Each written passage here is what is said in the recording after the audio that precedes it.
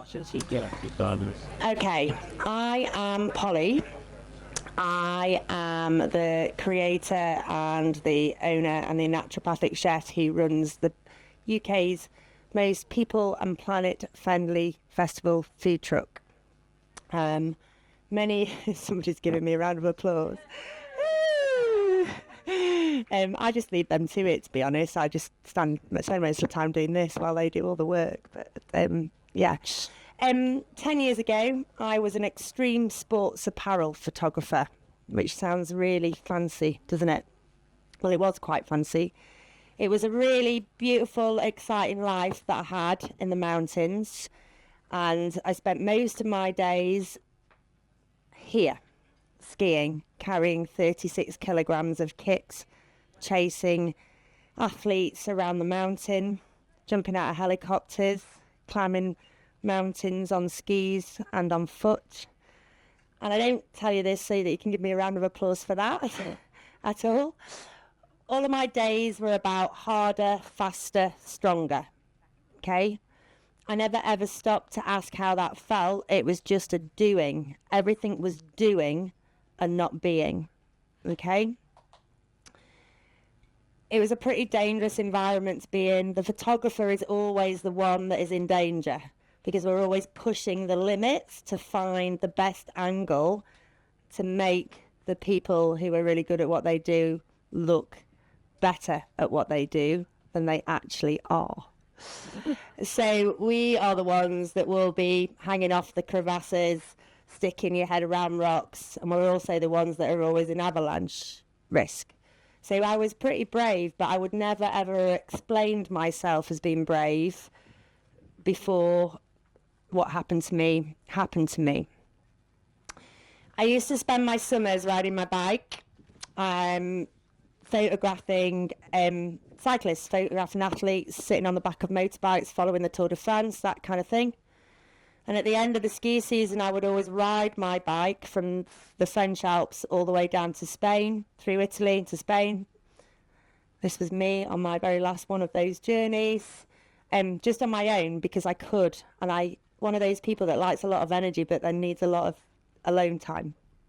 So I used to do that over 2 days. It's about 600 kilometres, and I could just do it. So I was pretty fit. I wouldn't say I was athlete fit and I wasn't competitive fit, but it was just how I had to be for my job.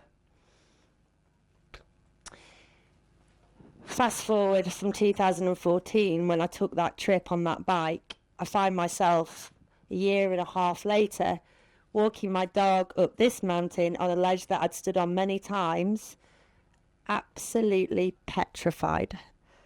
A simple dog walk had turned into a mountain rescue situation, and I was with a lot of athletes who were like, couldn't understand why I couldn't move one step forward or one step back. And I did not recognise that feeling at all.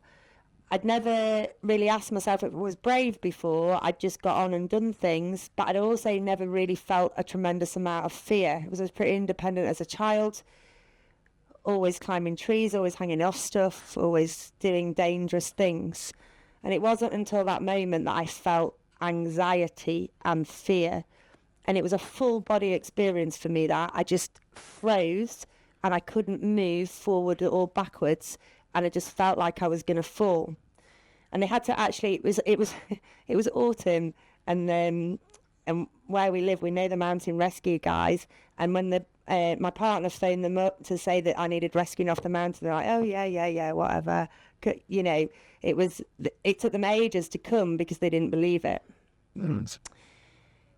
Yeah. So I was pretty afraid. I was pretty afraid to ride my bike. I was pretty afraid to ride a chairlift, and I basically just had to stop doing what I was doing. I could no longer do my job in the mountains because I wasn't safe to take control of a situation. Fast forward a year later, and I couldn't walk. Couldn't get out of bed. I didn't know who my friends were. I didn't know who I was. I was in a wheelchair most of the time, and if I did walk, I used to walk like this because I'd got such chronic arthritis. I was still managing to do photography jobs, but just one a month in the corporate world where I could just be in pain and hold my camera to my face and no one would speak to me.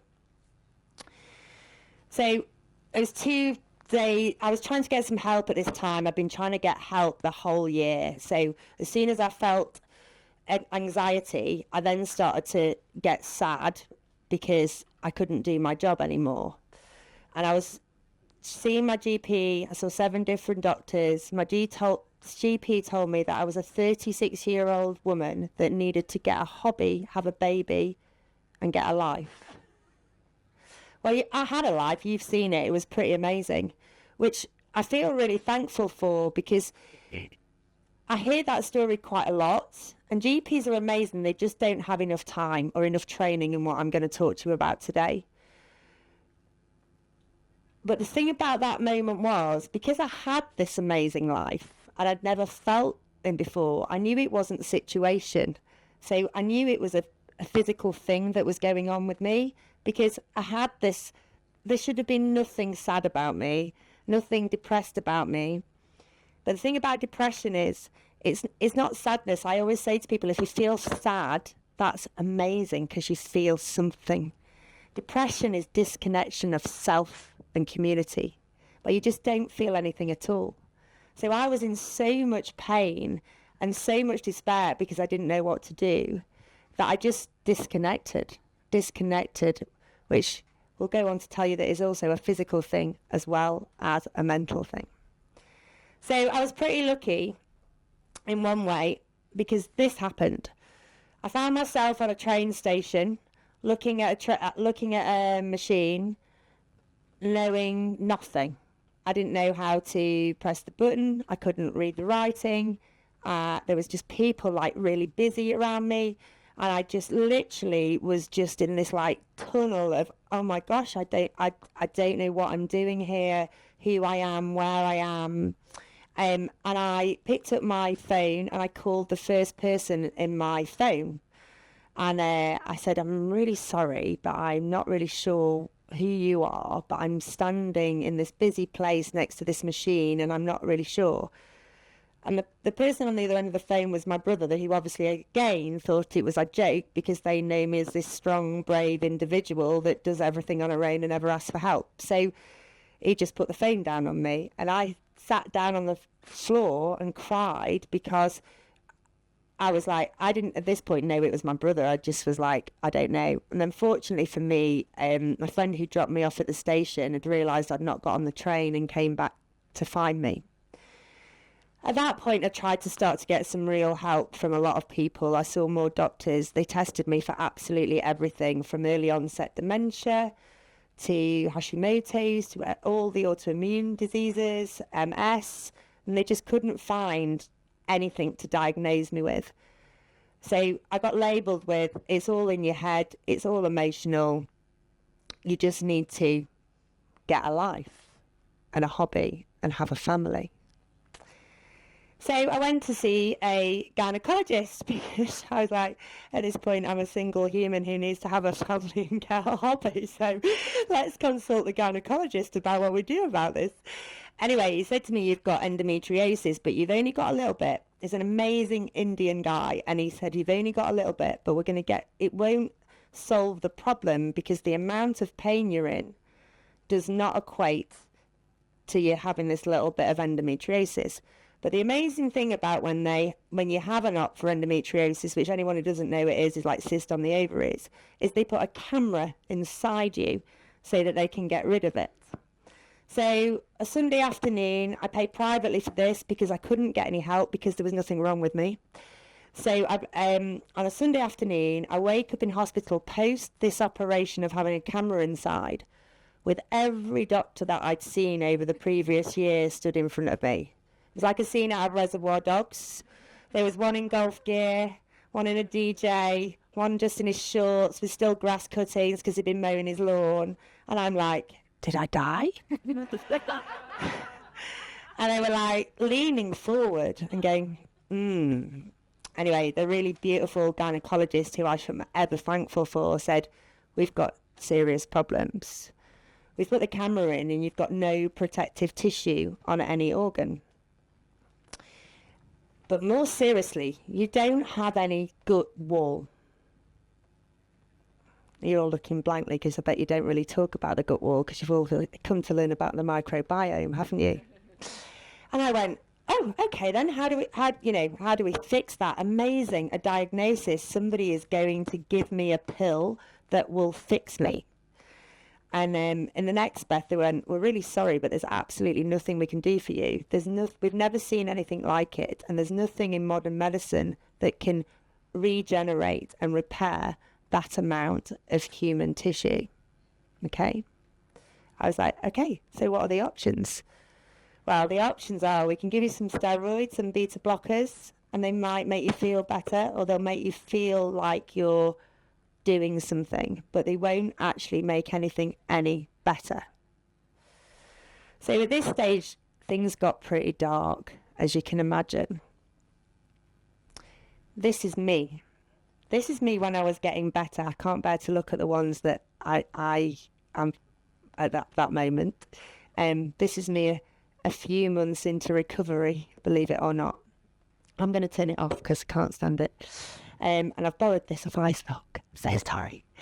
So it basically said to me, you've got no gut wall. And I was like, well, I don't really understand what that means. And so a little bit of the science that I learned that week was when you are conceived, you are one egg, okay? And then you split into two. Half of you becomes your brain and half of you becomes your gut, okay? You are forever connected, your brain and your gut, through your vagus nerve that goes down your spine, around your gut wall and into your adrenal glands, okay? It goes into this part of your brain, which is the amygdala, which is your emotional part of your brain, which is your primal human part of your brain, okay? So what the gut wall is responsible for doing is everything that you eat, everything that you consume, whether it be a visual thing or a food or an energy or anything, is responsible for taking that and deciding whether it's power or whether it's poison. Taking the power to the places in your body that need the power and removing the poison from your body. Your body, if it's firing on all cylinders, is the best detoxifier ever. All of us that do retreats would be out of business if everybody had a really great on-fire gut wall, because you wouldn't need to detox and retox and all the other things that we do, because your body is designed to detox, okay? And that's what your gut wall does.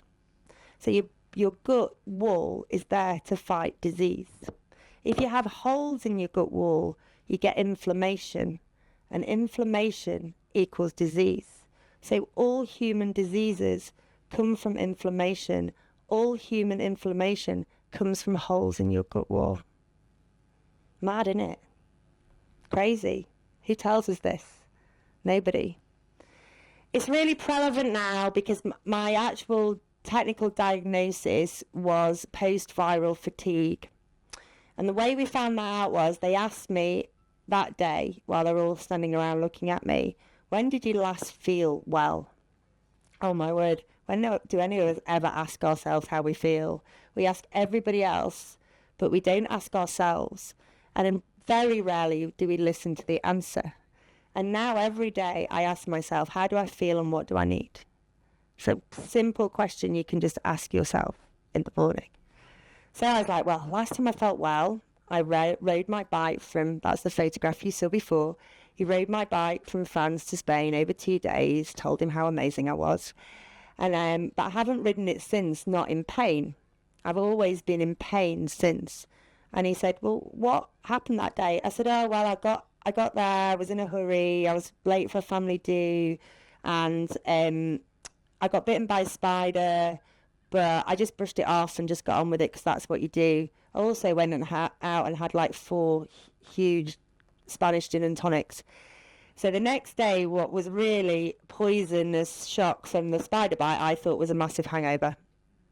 And I just ignored it because I was really good at ignoring my body when my body was going, help me, because that's what your body does. If something hurts or your tummy hurts or you have a headache, it's your body telling you to come on here, get back into yourself. What's going on? Listen. Okay?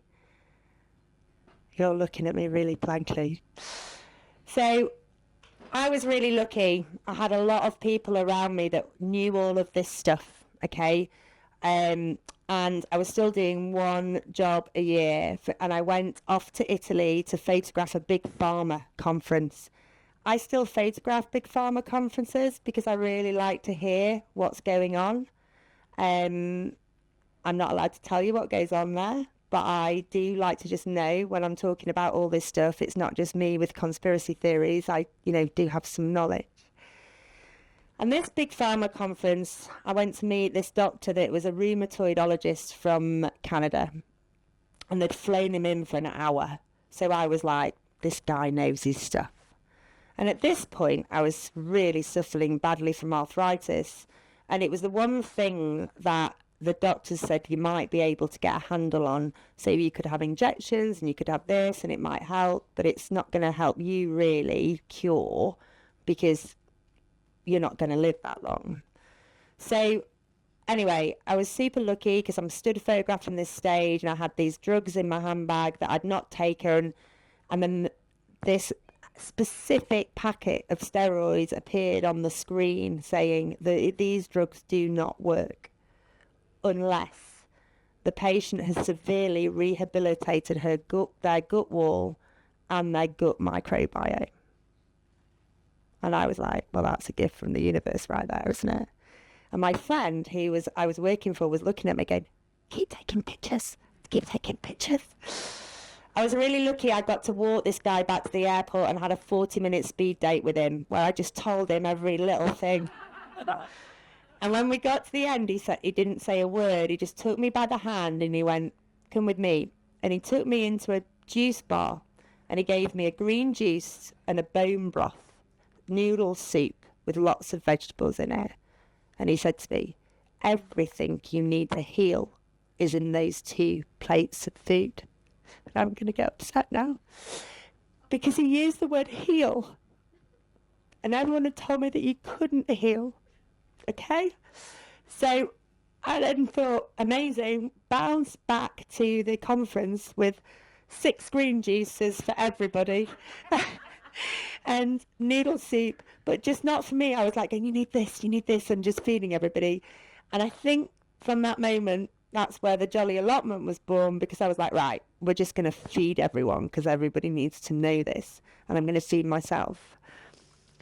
But it took me a very long time because I had no gut wall left. But the reason I talk about this now is because it's really important, because anyone can get post-viral fatigue from any infection.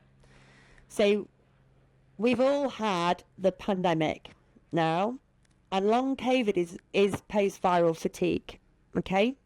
So long COVID is caused by holes in the gut wall. Now, holes in the gut wall can be plugged by food, and if you nourish yourself. But the sad thing is that our food system is pretty broken and it doesn't make money for anyone. So nobody is really talking about this.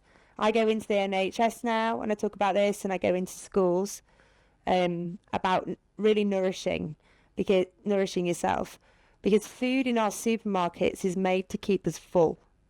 It's not there to feed you, okay? And there's a massive difference between making a human being full and feeding and nourishing a human being. So every time you eat something, I want you to have a look at your plate and say to yourself, how do I feel? What do I need? Is this plate of food poison or is it power? And I need you to choose power, okay? Because the only way we're going to change things is if us as consumers, we choose the power over the poison. And the furthest away from the ground and the furthest away from its natural self that food gets, the closer to poison it gets. Yes. I feel very fortunate to have been through what I've been through, because I know what it feels like to regrow a gut wall. So I had the very privileged position of reconnecting not only to my food, but also to myself through this process. And I could tell the difference between something that was organic and chemical free, because I only took 1 or 2% of nutrients out of anything that I ate. So I had to choose the power, like a real power, okay? Because I couldn't eat a lot, so everything I ate had to be powerful. So I was super lucky in that I'll skip a few of these. Oh, that's my dogs.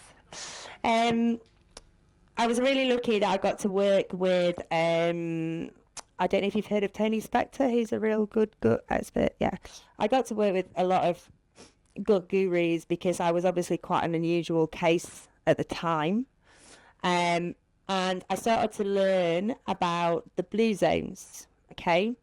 So all autoimmune diseases are caused by holes in the gut wall. Do you not know that? Yeah, no. We're re-educating GPs now, and they're doing a little bit more, and it's new science, really, the last 20 years, and it's going to get more and more known. But all autoimmune diseases are caused by leaky gut, holes in the gut wall. Yeah, you'll have heard the term leaky gut used, I imagine.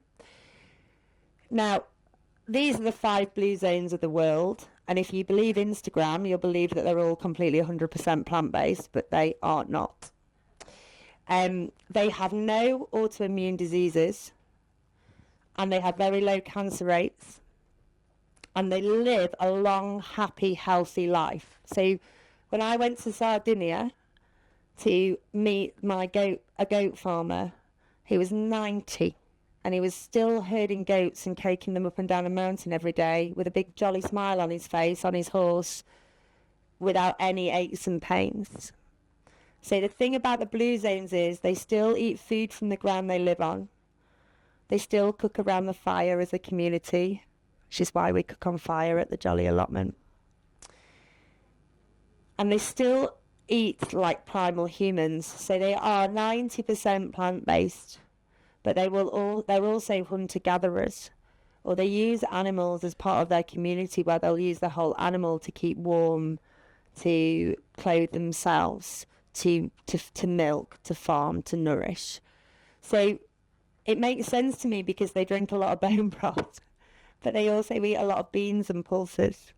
And beans and pulses are really super powerful foods for both humans and for the soil and nature. So what happened to me from this really hard go faster, go stronger lifestyle where I was really disconnected from nature, even though I was living in it, I just became super connected to everything. Okay, so now I want to know who my farmer is. I want to know who makes my milk. We won't go on a milk rant. I did that a little bit yesterday. If you want that, you can get me at the trolley later. I'm so tempted. No, we'll stay on track. If it's not from a cow and it's not oat, don't drink it. It's full of oils. It's only 1% of the nuts. It's mostly poison. I'm going to cut it off there. Anyway, so I started to live like a blue zoner. Most of our food at the trolley is like a blue zoner. So you need to nourish the gut wall. The best way to do that, if you're not vegan, and I do understand that veganism is ethical for a lot of people, so I'm going to tell you the vegan vegetarian way of doing it as well. But bone broth, you basically get a very good, well-reared animal. So not your chicken from your supermarket. Eat less meat, okay? But buy better meat. Don't eat less meat and still buy the chicken that's only been alive 30 days. Buy the chicken that's been alive 100. The banjo has been played to it. Here, by Phil. Banjo in the morning of the chickens. Seen it? And, buy yourself something that costs £20 and not £6, but use all of it and make it last for 2 weeks, But then the bones, boil it up with some veg ends, a bit of apple cider vinegar and lemon, With a chicken, you only need to do it for an hour and a half. If you're using lamb, goat, wild boar, wild venison, a really well-reared regenerative cow, then you do it over, like, you can leave it for 24 hours. You basically do it until the bones are grey, and you'll see when it looks like you've taken all the goodness out and the bones are super tired. And I always, for me, it's a bit of a metaphor because that's how I felt. It's like when you walk through a field that's got loads of pesticides in it and the soil's dead. That's a metaphor for me of how I felt. You have to nourish your gut biome, microbiome as well. There's a lot of talk about that.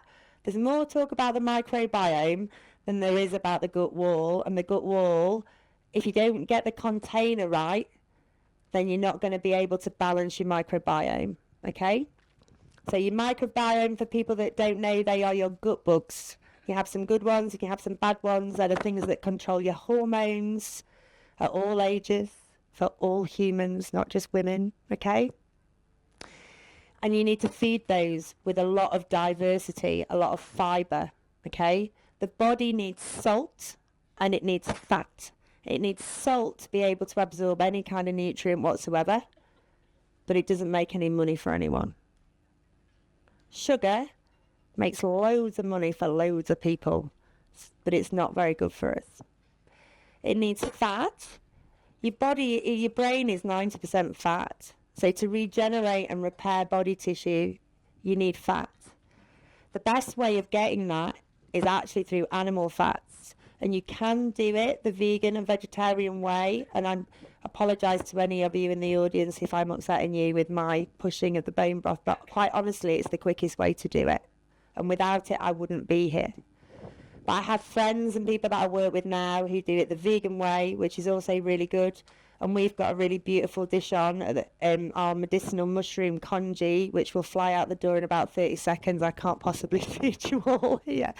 But we do a vegan broth, which is also super nourishing, that is made. There's new science coming out of America about turkey tail and lion's mane's mushroom and chaga. And we do a lot of work now with those mushrooms and beans. And we make our broth with turkey tail, lion's mane, chaga, and we put seaweed in it. And it's really super nourishing and it's doing the same job. I just don't have a physical comparison for you for that. But I know from friends and from scientists that I'm working with that also works, okay? But I just couldn't tell you the length of time.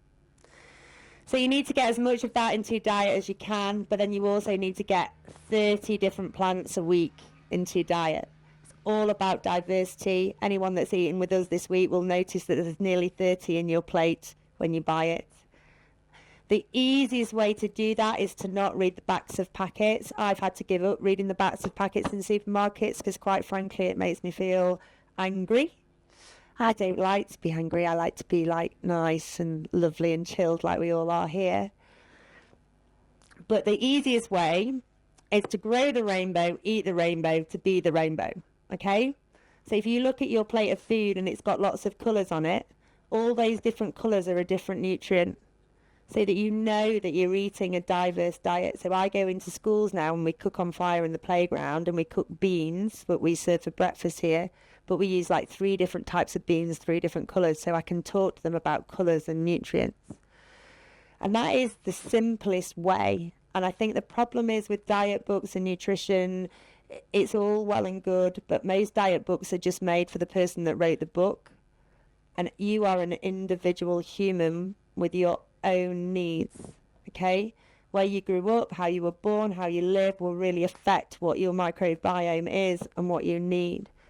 So it's all about, it's brilliant here because you all know about reconnecting, because this is what you're here for. So this is, makes my talk easy. When I do this in some places, everyone's like, what? Connection? What?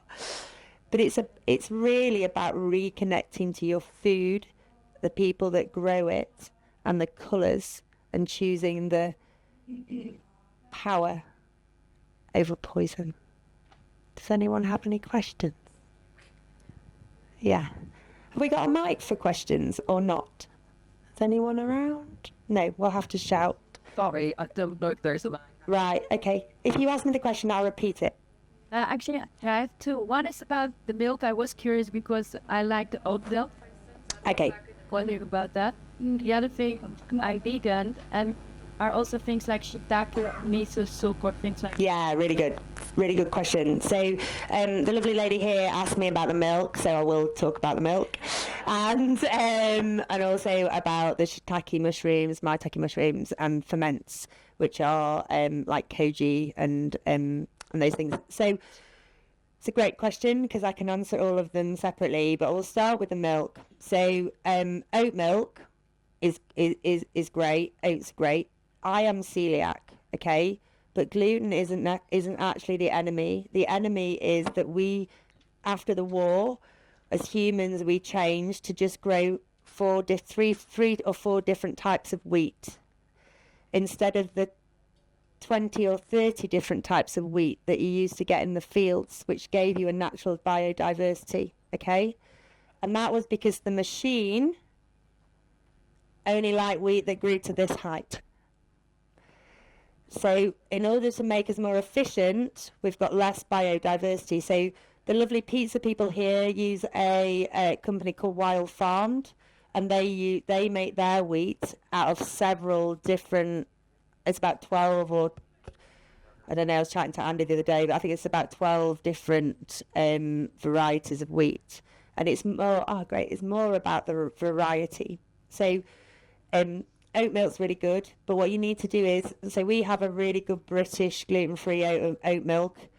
I think it's 10% oats, and it's sea salt and water. You have to read the back of the packet of your milk, because you'll find that your almond milk could be 0.5% almond. It could be, oil's really important, okay? It could be like rapeseed oil, sunflower oil, all the oils that are really bad for you, that are chemically made, that don't help. It'll have emulsifier in it. It'll have preservative in it. It'll have E numbers in it. It's about as far from a milk and as near to poison as anything gets, okay? The barista? Yeah.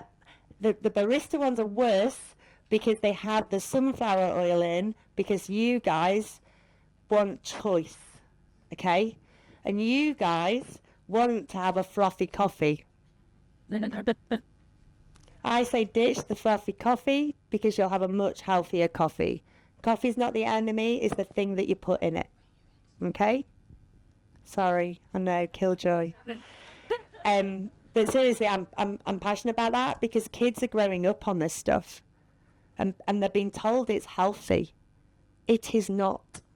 Okay? I get quite angry. What was the other question? Normal milk is better, or an oat milk, or a nut milk where it's high. So Rude Health do an almond milk, which is just almonds and water in a white box. All the other ones that they do might have other stuff in. I have to be careful because I know them and I'm being filmed. You just need to read the back of the packet, okay? And then when you start reading the back of packets, you'll start to realise the stuff that you're eating that's not the power, it's the poison. Ferments, koji, those things, really good for the microbiome. So they're really good. They feed your good gut bugs, but they'll also feed the bad ones. So if you eat ferments and you end up bloated, we get this a lot on retreats. People go, give me the ferments, and they don't usually eat them. Anything that's a little bit funky, and everyone has good and bad parasites in the gut. I had 26 bad ones. I still have 2 that live with me. If I eat potato, I go like that because they feed off it. And it's like a bad person coming into a party. And you know, when the energy, and you'll get it here, if bad energy appeared in this field, we'd all feel it, right? Because we're all in good energy right now. And sometimes if you put a ferment in there and you've got a parasite, that guy's going to have a rave, okay? It's going to be a bad version of what was going on in the beautiful tent last night. And you're going to feel it kick in, you're going to feel sick, they're going to be having a party, but the bad guys always win. So you need to be careful with ferments. If it's having that effect on you, you need to see a good nutritionist or functional medicine doctor, and they'll be able to fix that pretty quickly. Okay? But they are really good for you. If you live a healthy life, like a lady that does, you're probably really good. Maitake mushroom, I'm really big on mushrooms.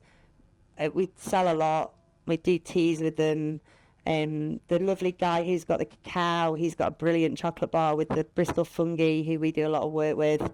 But yeah, tinctures, brilliant, powders, brilliant. But again, with back to the packet, this is a new industry. Used enriched or used. I shouldn't really call people out, should I? Bristol's Hungarian, but just do your research. There's nothing at the Jolly Trolley that we sell where I don't know the person that I've not spoke to directly. Ask questions. Ask the questions, because if as consumers we don't start asking questions, we're not going to get pure food. We're just going to get it. Oh, does that answer your question? Yeah, Okay. I don't understand why it's all the piece, the parasites, like the... Because they feed off fermented food as well. So they also feed off ferments. So as soon as you put in bacteria, if you've got good bacteria, they'll feed off it. Because they're not really feeding off the fibre, they're feeding off the bacteria. Does not everybody have some... Yeah. Yeah, but it's about balance, and it's about finding the right balance. So if you're not well and you have a lot of autoimmune things and you're not well, then you need to be careful, because you've got more bad stuff. And with everything, it's about trying to find the balance of nature. And we're just out of balance everywhere, aren't we? That's our problem. Can I ask you? I don't fully understand the animal fat issue. Most of us, well, I talk for myself, I've got enough fat on myself and I need to burn that before I need fat, I think. And oils like sunflower oil and so forth, you say bad for you. What seed oils are good for you? I grind a lot of hemp and linseed oil, and I've been led to believe they're good, but it's sort of not Yeah, they're really good. from what You're grinding saying. it, you're making it yourself. That's the other thing. Yeah, I'm sorry if I wasn't clear. Things like that, if they're pure, they're clear. So like if it's an extra virgin olive oil, or it's a hemp, I don't want to repeat.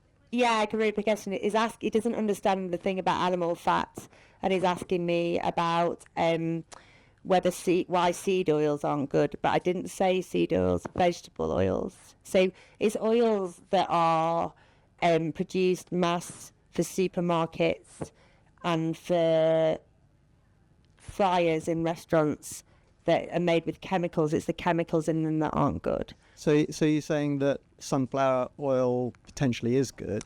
Sunflower oil, if you've made it yourself, is good.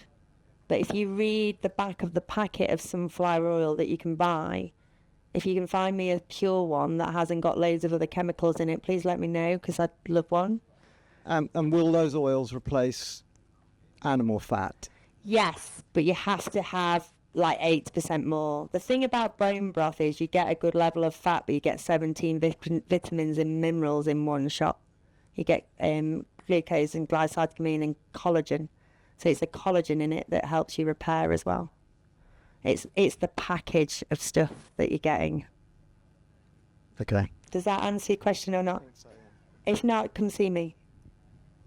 Yeah. Who's next? Go here. Does it have to be whole milk? No. Okay. Again, it's the other thing. It's like I couldn't have milk for a long time, and so lactose and lactase. So the gut as a primal human is really well designed. Okay, so we need a balance of lactase and lactose.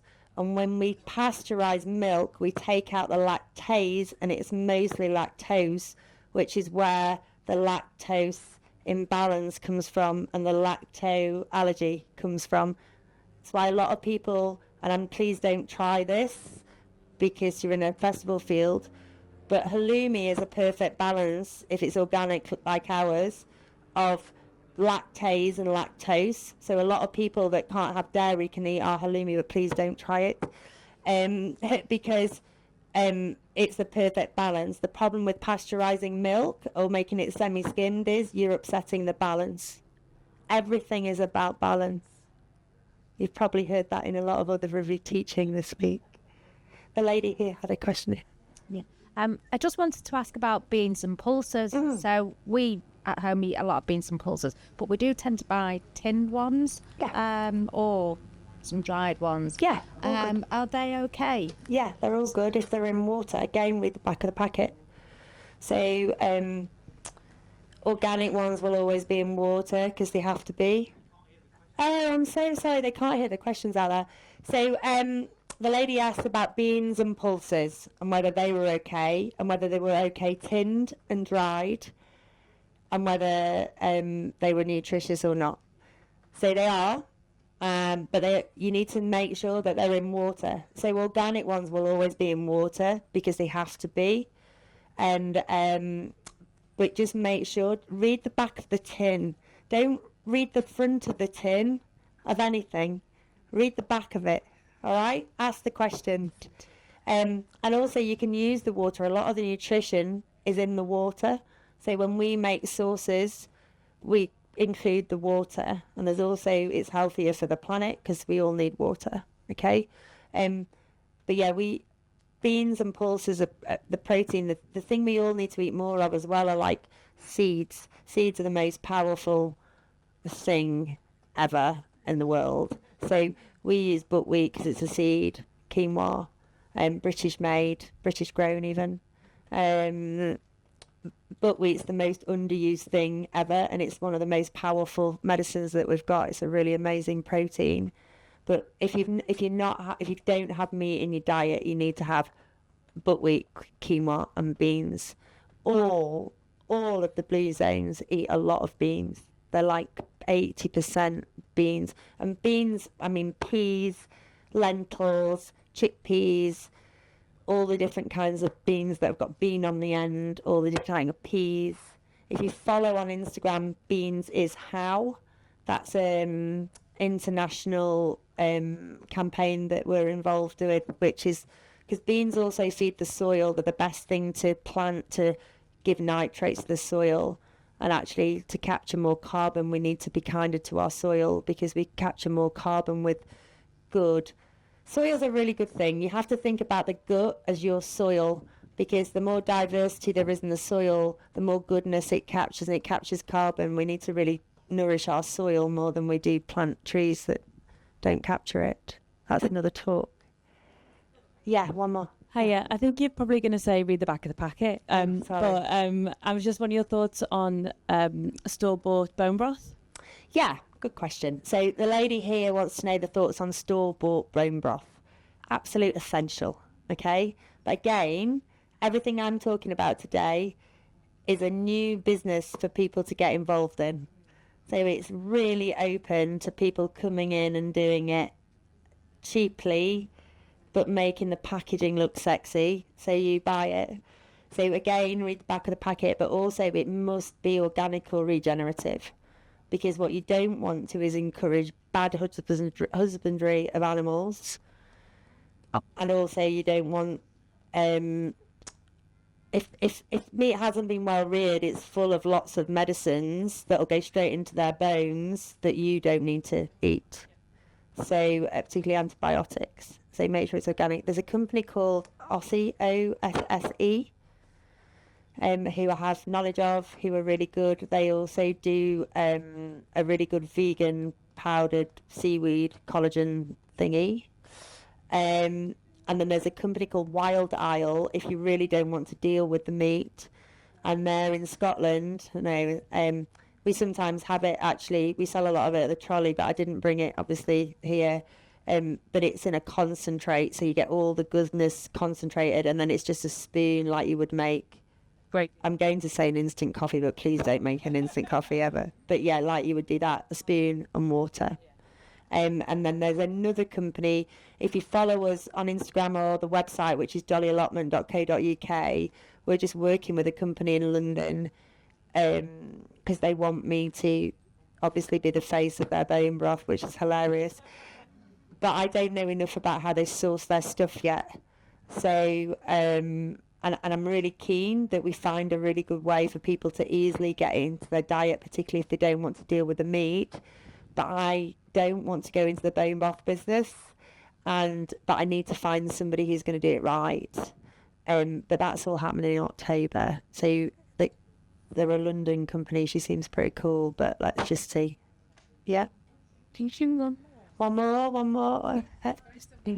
Okay. I was just going to ask you, I mean, where would you source decent bones from? I come from Liverpool, and so there's not many farms really that I could, so generally it's supermarkets that you're shopping all the time. Yeah, don't shop in a supermarket for your meat. Go to a butcher. Just go to an ordinary butcher. Go to a butcher. Find a butcher, yes. Yeah. And if the butcher doesn't want to answer your questions, go find another butcher. Right, so where they source their meat Because from. if they don't want to answer your questions, then they don't know, A, where it comes from, or B, they don't want you to know. So well, I'm very lucky because I work directly with some good farmers, but I've also now got a really amazing butcher. And if he can't tell me where it's come from and give me pictures and writing, then I don't want to eat it. Yeah. So would you just say to the butcher, can I have a lamb bone or... Yeah, and quite often you can get chicken carcasses because people buy the breast of the chicken really expensively instead of buying the whole chicken. And quite often you can get a good regenerative or organic chicken carcass for £3. Okay, thank you. Yeah. Thank you. Okay, yeah. I don't know what the time is. I mean, we're good. We're good for time. That's fine. Yeah, carry on. I got one. You've spoken about me, and I was vegan, and then I had autoimmune, so I've gone omega-3 through fish and krill oil. Yeah, I don't know if you've spoken about the fish route and like close to the krill and the spirulina and going that way. Yeah. And the omega-3, and you can get it from linseed or that's an essential fatty acid. Okay, yeah. So this is about fats and collagen, going the omega-3, which you really need, and going down the fish route. I didn't go down the fish route because when your gut wall isn't working, you no longer produce antihistamine. And your body, if it's working really well, you should never need to take an antihistamine tablet because you produce that yourself if your gut wall is working really well. I don't produce it at all anymore, so I have to take a natural supplement for it. But I didn't go down the fish route with the oil because it's quite high in histamine content, and my body couldn't cope with it. But that's why I ask you to ask your own body how you feel and what you need, and it is really good. And if it feels good to you, take it. If it suddenly starts getting eczema and other things, stop, find something else. Is that helpful or really unhelpful? I don't know. Yeah, I try and talk about the things that I have. Like, we need to get back to feeling, okay? So we need to get back to doing this. Okay? Just feeling, okay? So we need to make food and what we eat a physical experience.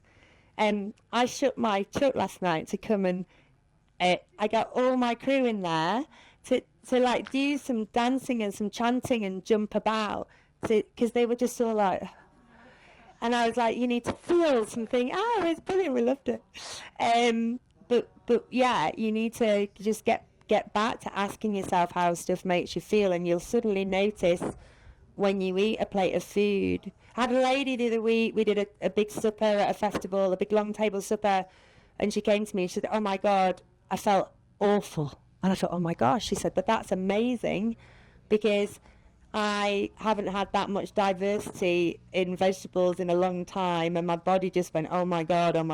But she said, I know that I'm not eating enough because I couldn't cope with it because all you gave me was vegetables. There was no allergens on there. So she was like, just kick-started me into eating some more. So yeah, does that answer the question, or did I go well off piece there?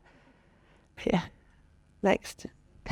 Yeah, it actually follows on from the diversity of vegetables. I'm just thinking about shopping locally and sustainability, and especially in wintertime when there's not so much, and also eating what is available when you're saying 30 different vegetables a week. Great question. Thank you. So the lady there wants to know if eating locally and is always a good thing, and how you get these 30 vegetables in. So we did a 20-mile supper at Timber Festival 3 weeks ago, where I had to throw out 18 vegetable dishes, and everyone had bought a ticket, and the festival had made me do a menu. We go to our farmers on a Monday and ask them what they got, and they were like, "Can't have any cauliflower because it didn't rain. It rained last week. You can't have any beetroot because they're not big enough." And I really didn't want to do the menu. I just wanted to say, "Trust me, I'll give you 18 plates of beautiful food, but I can't tell you what it is." And this is why 30 mile, I'm just going to have a drink, sorry. It's not always a good idea. Good. Like, if it's local and badly produced, then it doesn't make it good, right? And what people need to do is shop in places, ask more questions, but it's also about preserving stuff. So there are some good books that you can read. The Helmsley and Helmsley sisters, Eat Well, Live Well.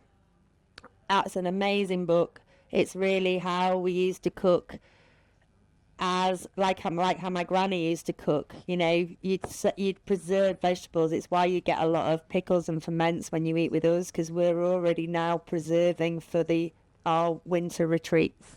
Okay, so it's about, when your gut wall's working really well as well, you eat less actually, because you're taking more power from the food, so you don't need to eat as much. But yeah, it is hard. Like, I was really lucky. I had to do it. But people say to me, "Is it not expensive?" And at what price can you put on your health, for one thing? And how much money do you spend on other things that you think are good for you that actually aren't, is my first thing. And also the human need for choice. You know, we should eat.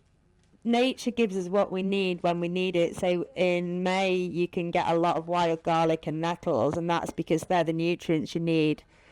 Also, in the winter, as primal humans, we would sleep a lot, which is why there's not a lot of food about, which gives us a problem, because we're now not living how we should. Unless you're me, I don't. 3 o'clock, I walk my dog and I sleep most of the winter, which is why I do this in the summer. But it's about preserving. It also includes spices. So, you know, it's not just the things on the day, but if you have 3 different spices, then that's 3 different nutrients. Beans in a can, choose 3 different colours. Make a batch on a Sunday, and amazing. Make a batch on a Sunday, and then eat a bit every day. You know, it's just about having lots of different things. There's loads of things on our website. We do a really amazing beetroot hummus that you can freeze in portions and eat all year. But it's about harnessing and making the time to harness the vegetables. But that's how we live as primal humans. And that's how we survive. That's how we evolved. That's why we are here. And we need to reconnect to that, I think. Hi. Yeah, thank you very much. I just had one question about, so I know in ancient Indian culture, as far as I can tell, when we make, for example, chickpeas from dry chickpeas, then normally that water gets thrown away because apparently I've been told it causes gas. Good question. So, yeah, it's a really good question. So, if you are, and I'm glad you've asked it because I should have said this. So if you're buying chickpeas or beans already in a can, then it's fine to use the water. If you're soaking them, you should throw the first lot away, then re-soak them, and then you can use the second lot. Okay?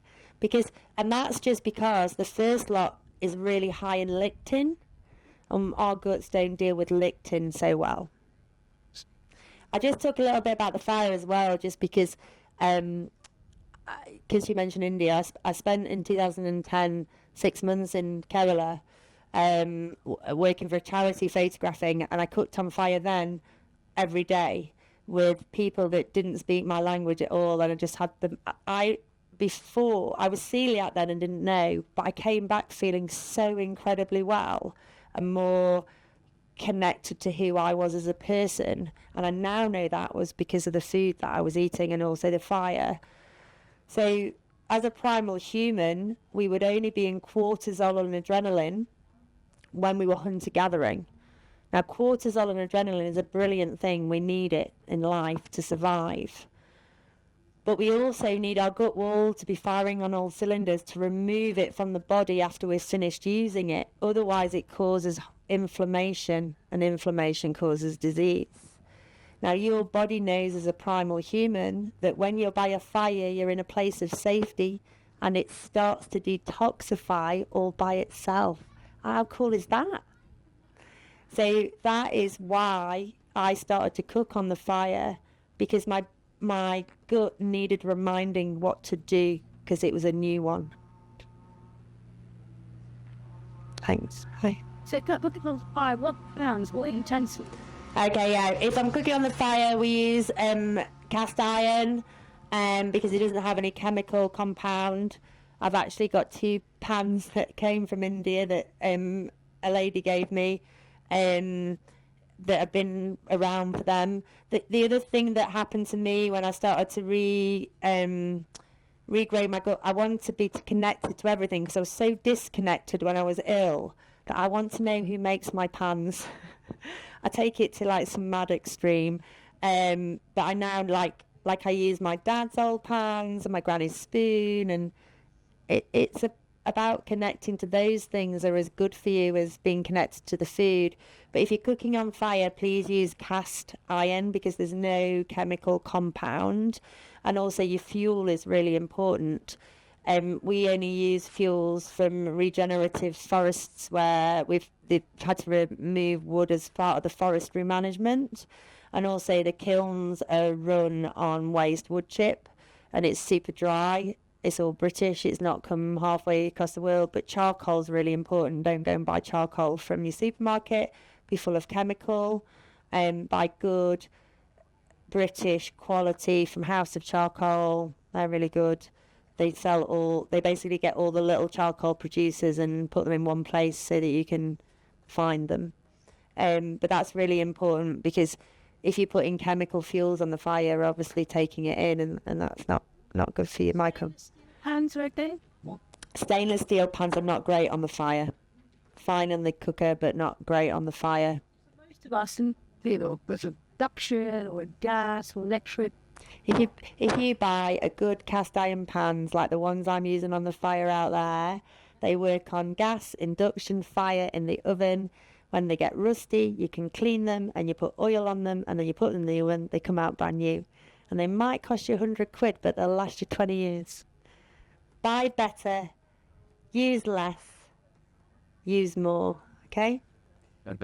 So it's how would you put in a normal garden? Like 3 square. So yeah, it doesn't need to be a lot. Like you can buy tiny little fire pits like that, a few twigs underneath. To be honest, even putting the flames on your TV, your body and the noise, that triggers the chemical reaction in your body that starts the detoxifier. So it doesn't need to be a great thing. We go into schools and we use a tiny little fire like that, and we get everybody sitting round. Even just sitting out here with the drumming the other night was a really beautiful experience. I don't know if anyone managed to have that, but you probably slept quite well because your body was finding rest and digest. Here's what I did. What lady here? If you said like disease all comes from the gut wall, if someone's had like a long term like ME for like quite a few years, is there still, do you think, the possibility of then healing it through the foods and through healing the wall? It'll be manageable. Yes, is the answer. But it's always a state of managing it, depending on whether they're 10 or whether they're 65. It depends how long it's been going on. But you also have to be willing to give up stuff, okay? I was really lucky because I was either going to die or I was going to go headlong into this rehabilitation.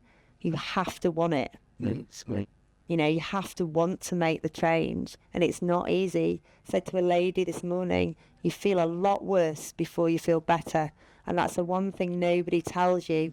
You go into this very dark place if you're curing something like that, and then you give up because you think you're getting worse. But just at the point where you think you can't take anymore is when you come out the other side. So you've really got to want it. You've got to start taking responsibility for that as well, which is what I didn't do before. I just wanted somebody to fix it. Got one more question from the lady down here because she caught my eye ages ago, and then I have to go and cook your beans for later. Sure. And check my team are okay. I mean, So I've experienced bad acne for pretty much the whole of my Bad acne? yeah.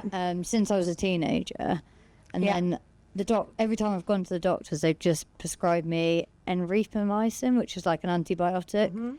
And I'm on them, but I'm really into gut health and nutrition, and it makes me sad to be taking them because I know that if I stop, my skin gets really bad again, and that then obviously affects like my self-esteem and stuff. So I'm having this real battle at the moment about what to do, but I've really tried with my gut, but there's still more to do with it. Yeah, so the good thing about it is if you can rehabilitate your gut wall, the medicine will work better.